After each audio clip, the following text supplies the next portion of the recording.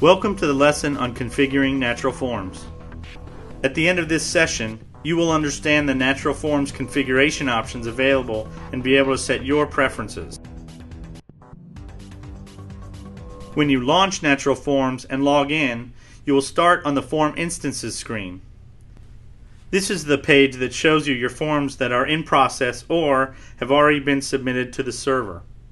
We will discuss this screen in more detail in the lesson Managing Forms. In the top right corner of the Form Instances screen, you will see the Action button icon. If you tap the Action button, you can see the actions that are available. We are going to focus on configuration in this lesson. The other options will be covered in other lessons. After tapping Configuration, all the options available will be displayed. At the top, you will see two configuration values.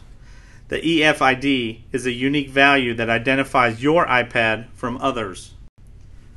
The address is the URL to the Natural Forms server where your forms are submitted for further processing. These values cannot be changed. The rest of the items on the configuration page are settings that you can change to make Natural Forms more natural and productive for you. The first option is Work Offline. This is off by default, meaning you are online. Natural Forms assumes that you have an active connection to the server. Sometimes you may be working in a location that doesn't have internet access. For these situations, you would come to the configuration panel and set the Work Offline option to On. In this mode, you can fill out new forms and modify existing forms without being connected to the server. Completed forms are stored on the iPad and can be submitted when a connection to the server is available again. The next option, ITF log, is only used to troubleshoot issues. You will rarely need to use this, and we recommend leaving it set to off. The next configuration setting is Force Text. Force Text tells the system to ignore the way that fields were set up on the form for input and treats them all as if they are for text input only. It is recommended that you leave this option set to off. The fourth option is Auto Scroll Ink. When you are writing in the input panel, the form field may be able to hold more handwriting than the input panel. Don't worry, the input panel will scroll to the right so you have more space to write. If auto scroll is turned on, then the system will scroll for you when you reach the far right. There is also a manual way to scroll as well. This will be covered in the lesson on filling out forms. The next option is Lock Timeout. Lock Timeout lets you specify how long Natural Forms will wait until you're automatically logged out of the application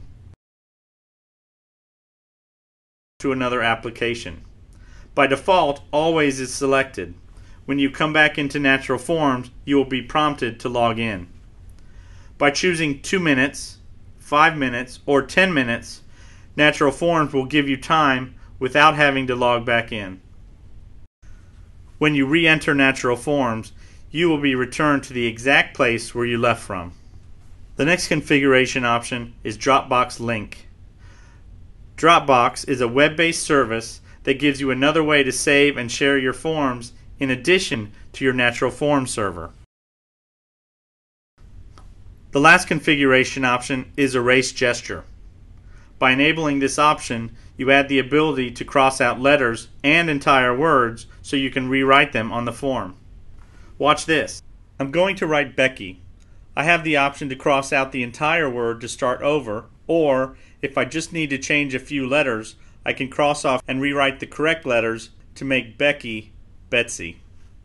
We have looked at the configuration options including Work Offline, ITF log, Force Text, Auto Scroll, Lock Timeout, Dropbox, and Erase Gesture.